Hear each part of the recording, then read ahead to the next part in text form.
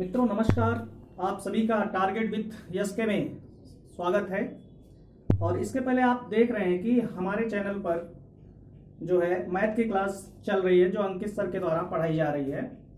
आज से हम लोग जीएस की क्लास शुरू कर रहे हैं और जीएस की क्लास में हम लोग जो है उत्तर प्रदेश को हम लोग शुरू कर रहे हैं। ठीक है, उत्तर प्रदेश में सबसे पहले हम लोग उत्तर प्रदेश के बारे में जानेंगे कि उत्तर प्रदेश कैसा है, कहाँ है और किस स्थिति में है। ठीक है, तो मित्रों हम आपको बता दें कि सबसे पहले हम लोग उत्तर प्रदेश के बारे में जो है वो उसकी भौगोलिक स्थिति को पढ़ेंगे। ठीक है, और भौगोलिक स्थिति के अंतर्गत हम देखते हैं कि भारत किस अक्षांश में है, किस देशांतर में है, किस गोलार्ध में है। उत्तर प्रदेश के बारे में ये सब जानकारियां प्राप्त करेंगे और इसके अलावा उत्तर प्रदेश से किन किन राज्यों की सीमाएं लगती हैं ये भी हम लोग देखेंगे। ठीक है, तो आइए शुरू करते हैं आज की क्लास। जैसा कि आप देख रहे हैं ऊपर कि उत्तर प्रदेश का भौगोलिक स्थिति। ठीक है, उत्तर प्रदेश की भौगोलिक स्थिति, उत्तर प्रदेश की भौगोलिक स्थिति। ठीक है, तो भौगोलिक स्थिति के बारे में हम आपको बता दें कि जो भौगोलिक स्थिति होती है वो ग्लोब पर अक्षांश और देशांतर के मध्य स्थित होती है। ठीक है, तो हम देखते हैं कि उत्तर प्रदेश जो है वो भारत के उत्तर में स्थित है।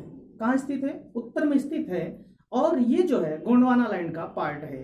अब गोंडवाना लैंड क्या है? गोंडवाना लैंड में आपको बता दूं कि पैंजिया नामक एक भूखंड पहले था, उसका दो खंड होने से एक खंड बना अंगारा लैंड और दूसरा बना गोंडवाना लैंड।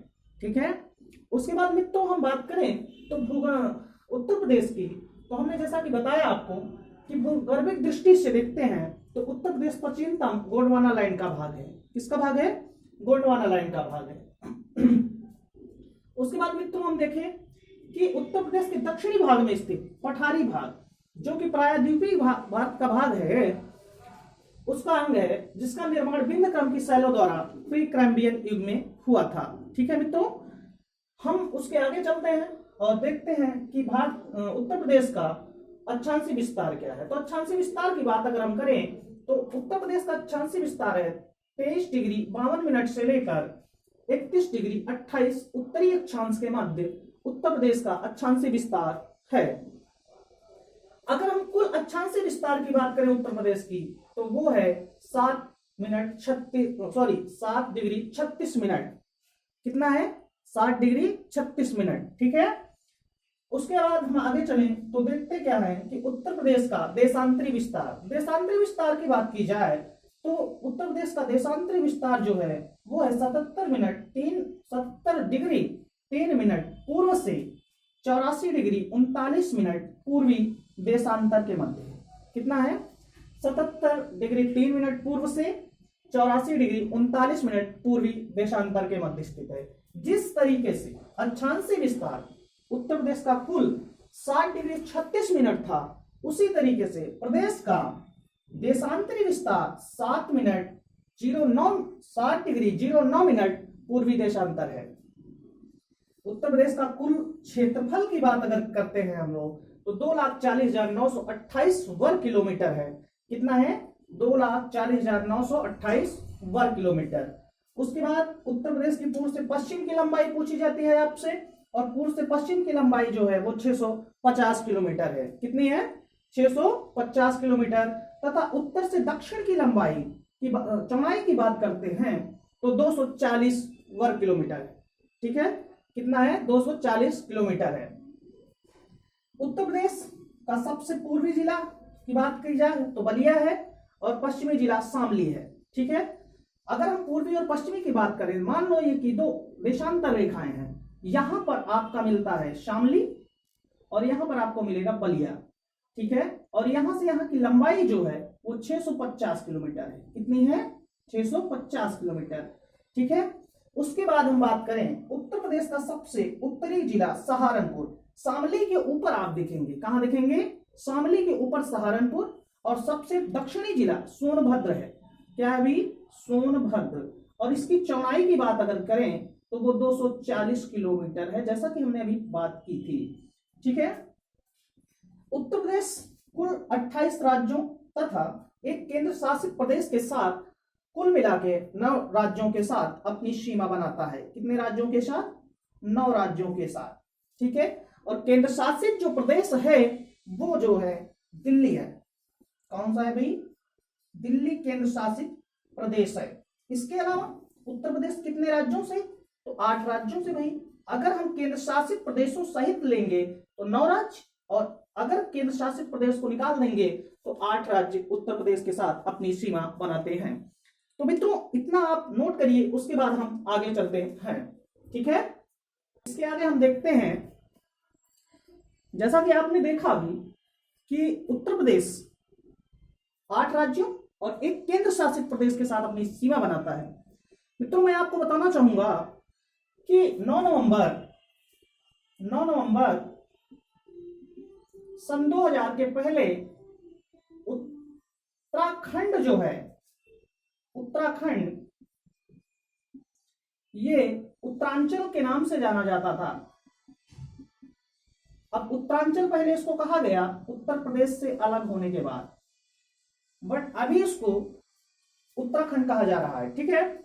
तो 9 नवंबर के पहले उत्तर प्रदेश के 13 पर्वतीय जिले उत्तर प्रदेश से लगे हुए थे, लेकिन 9 नवंबर 2000 को उत्तराखंड का निर्माण होने से 13 जिले उत्तराखंड, जो उत्तर प्रदेश के 13 जिले थे उनको काटकर एक नया राज्य उत्तराखंड बनाया गया। और कब बनाया गया मित्रों?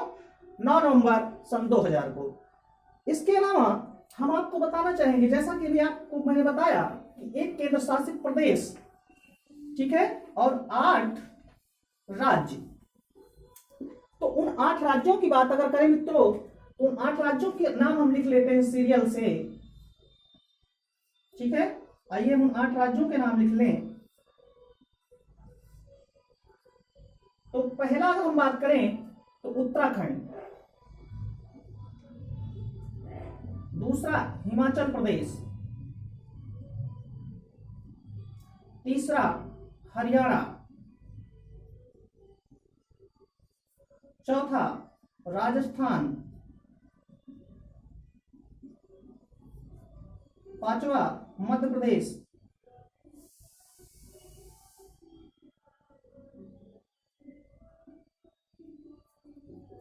छठा छत्तीसगढ़, ठीक है, और 7वां झारखंड, और 8वां बिहार। 8वां कौन सा? बिहार। और 9वां अगर हम बात करें तो दिल्ली। कौन सा? दिल्ली, जो कि एक केंद्र शासित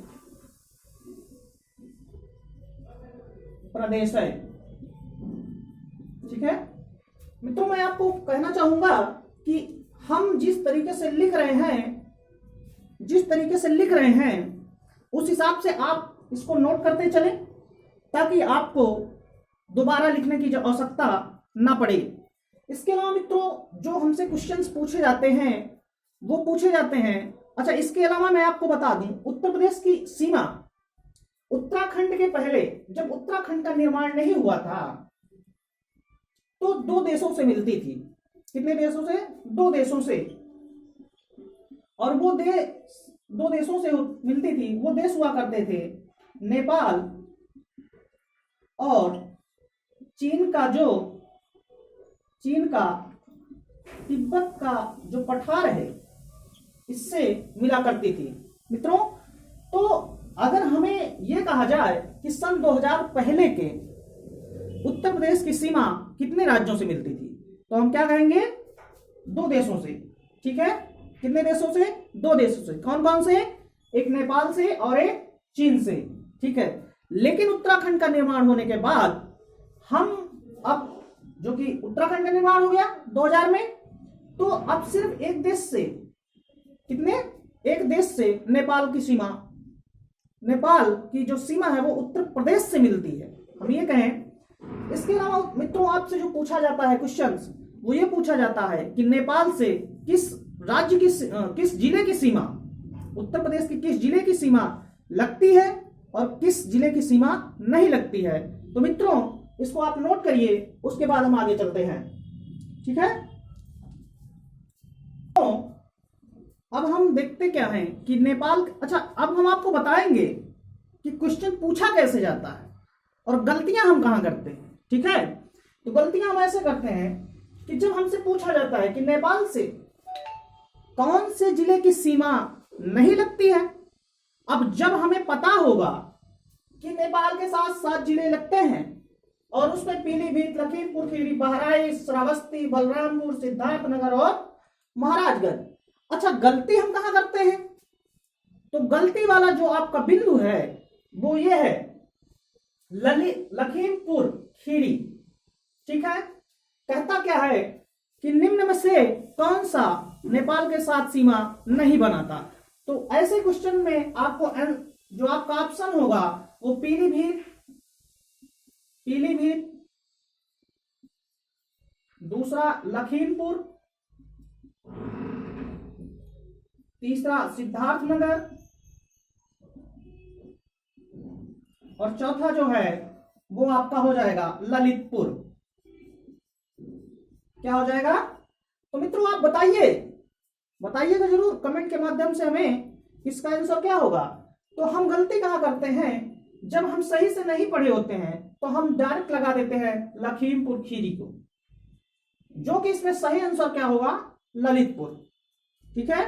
तो मित्रों ये बात आपको ध्यान देना है कि ललितपुर जो है ये उत्तर प्रदेश के दक्षिण में है, ठीक है, और ये मध्य प्रदेश से घिरा हुआ राज्य है। किससे? मध्य प्रदेश से। मित्रों तो 7 जिले फिर से एक बार मैं आपको थोड़ा सा मैप के माध्यम से बता दूं ताकि आपको दिक्कत ना हो समझने में। हम उत्तर प्रदेश का उत्तरी पार्ट का जो मैप है वो थोड़ा सा बनाना चाहेंगे। ये नेपाल, यहां से यहां तक आप नेपाल मान लेते हैं और यहां से हम उत्तर प्रदेश का तराई वाले क्षेत्र के ये प्रदेश है और यहां तक मान लेते हैं, ठीक है। ये उत्तर प्रदेश का सीरियल से ये जो प्रदेश आप जिले देख रहे हैं आप, ये सीरियल से है। सबसे पहले आपको पीलीभीत मिलेगा, पीलीभीत, ठीक है। उसके बाद आपको जो है दूसरा लखीमपुर खीरी, लखीमपुर, ठीक है। फिर मिलेगा आपको बहराइच, बहराइच। फिर आपको मिलेगा श्रावस्ती, श्रावस्ती। फिर आपको जो मिलेगा वो बलरामपुर, ठीक है, ये बलरामपुर है। मैं ऊपर लिख देता हूं ताकि आपको समझ में आए, बलरामपुर, ठीक है। उसके बाद सिद्धार्थनगर, सिद्धार्थनगर, सिद्धार्थनगर यहां नहीं दिख रहा होगा आपको तो मैं थोड़ा सा नीचे लिखना चाहूंगा, सिद्धार्थनगर। और इसके बाद ये वाला पार्ट जो बचता है ये महाराजगंज है। कौन सा है? महाराजगंज। तो मित्रों नेपाल से जो 7 जिले मिलते हैं उत्तर प्रदेश के वो कौन कौन से हैं? पीलीभीत, लखीमपुर खीरी, बहराइच, श्रावस्ती, बलरामपुर, सिद्धार्थनगर और महाराजगंज। इसके अलावा मित्रों हम आपको बताना चाहेंगे कि जो इसको आप लोग लिख लिए होंगे उम्मीद करता हूं, और इसको मैं इरेज करता हूं और आगे चलता हूं। तो अब जो है इसके बाद हम देखते हैं आगे, थोड़ा सा हम चलेंगे सोनभद्र की तरफ। और जैसा कि आप जानते हैं भारत का जो सबसे दक्षिणी जिला, सॉरी उत्तर प्रदेश का जो सबसे दक्षिणी जिला है वो सोनभद्र है। अब क्वेश्चन ये भी यहां से बनता है कि सोनभद्र की जो सीमा है किस राज्य के साथ नहीं बनती। तो मैं आपको बताऊंगा कि सोनभद्र के सीमावर्ती जो राज्य हैं, सोनभद्र के सीमावर्ती राज्य, ठीक है। तो कितने राज्य हैं भाई? 4 राज्य। सोनभद्र के साथ जो राज्य सीमा अपनी बनाते हैं वो 4 राज्य हैं, ठीक है। तो जो 4 राज्य हैं उनके नाम आइए लिख लेते हैं। पहला जो है वो बिहार है, बिहार। दूसरा जो है वो झारखंड है, ठीक है। तीसरा जो है वो छत्तीसगढ़ है। क्या है? छत्तीसगढ़ है। और चौथा जो है वो आपका मध्य प्रदेश है। कौन सा है? मध्य प्रदेश है। तो मित्रों मैं आपको बताऊंगा कि आपको मैंने बताया अभी कि सोनभद्र के जो सीमावर्ती 4 राज्य हैं उनमें बिहार, झारखंड, छत्तीसगढ़ और मध्य प्रदेश है। ये 4 राज्य जो है सोनभद्र के साथ सीमा बनाते हैं। इसके अलावा आपका जो मध्य प्रदेश है ये सर्वाधिक जिलों से उत्तर प्रदेश में सीमा बनाता है 11 जिलों से। कितने जिलों से? 11 जिलों से सर्वाधिक जिलों के साथ सीमा बनाने वाला राज्य मध्य प्रदेश है। ठीक है। इसके अलावा मध्य प्रदेश की और क्या विशेषताएं हैं इसको आप लिख लिए होंगे, और मैं इधर साइड में ही बता देता हूं आपको कि मध्य प्रदेश जो है यहां पे, चलिए इसको इरेज कर लेते हैं थोड़ा सा हम। और तो मित्रों जैसा हमने आपको बताया सोनभद्र 4 जिलों से जो सोनभद्र है वो 4 राज्यों से अपनी सीमा बना रहा है। इसके अलावा सोनभद्र और मैं आपको बता दूं सहारनपुर, सोनभद्र और सहारनपुर जो है इसमें भी कंफ्यूजन आपको एग्जामिनर करता है। कैसे करता है? क्योंकि जब वो देगा तो आपको सोनभद्र के साथ साथ सहारनपुर भी ऑप्शन में देता है। क्यों देता है? आपको कंफ्यूज करने के लिए। जैसा मैं कह दूं कि मध्य प्रदेश के साथ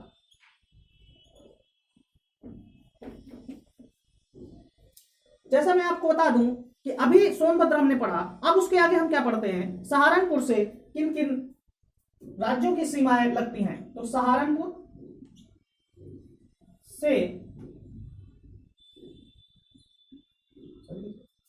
से लगने वाले राज्य, तो सहारनपुर से जो राज्य लगते हैं उनके नाम आइए लिख लेते हैं हम लोग। तो सहारनपुर से जो राज्य लग रहे हैं उनके नाम हैं उत्तराखंड, हिमाचल प्रदेश,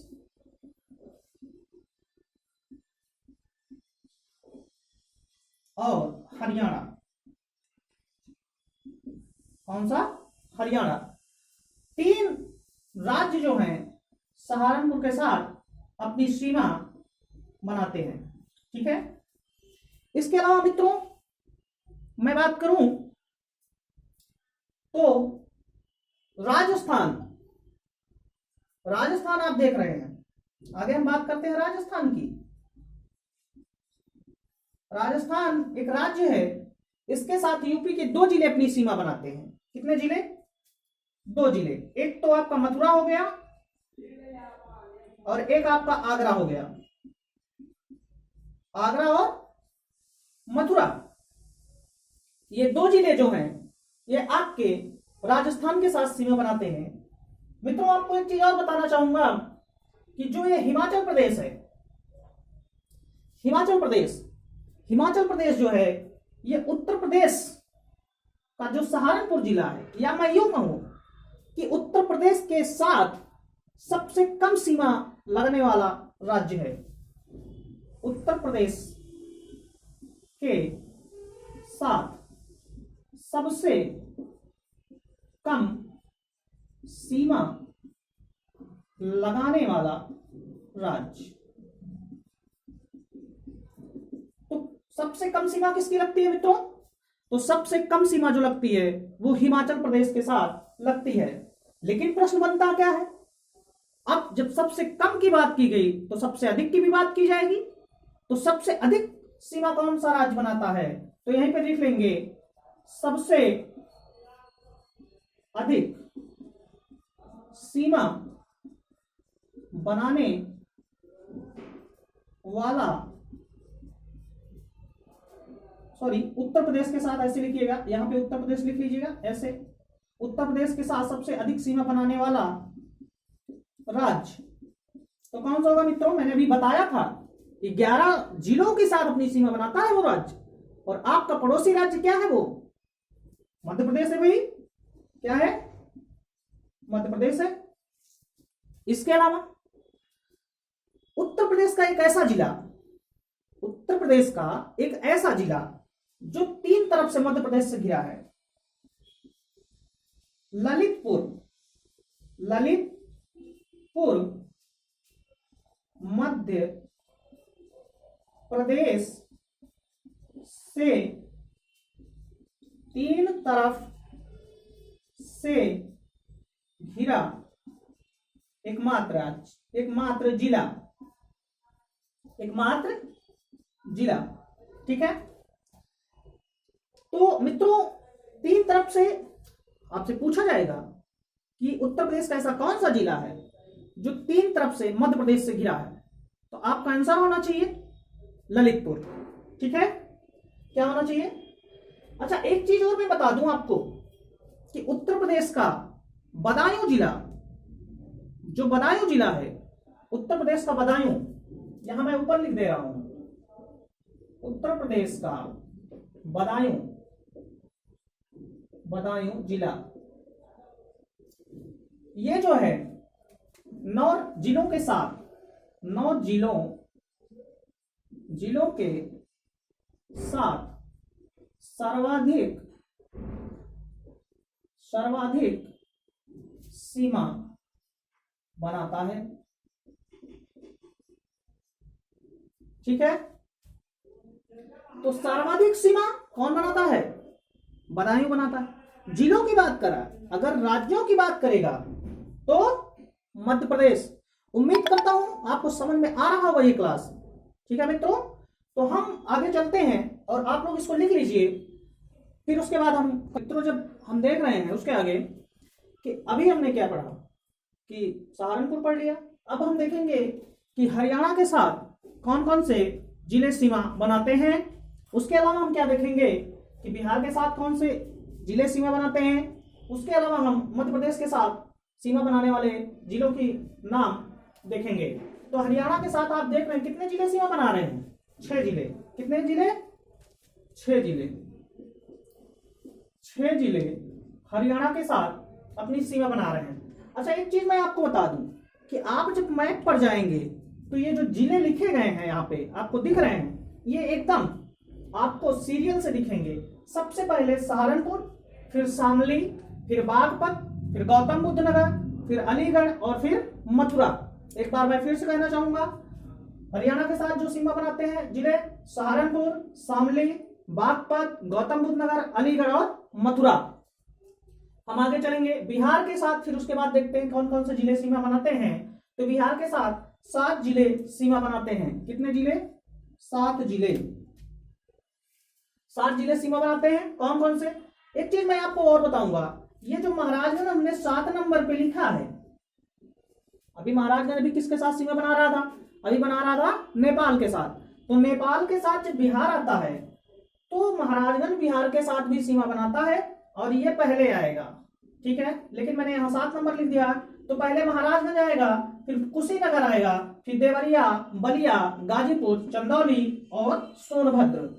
फिर से एक बार मैं कहना चाहूंगा, रिपीट करना चाहूंगा, महाराजगंज, कुशीनगर, देवरिया, बलिया, गाजीपुर, चंदौली और सोनभद्र।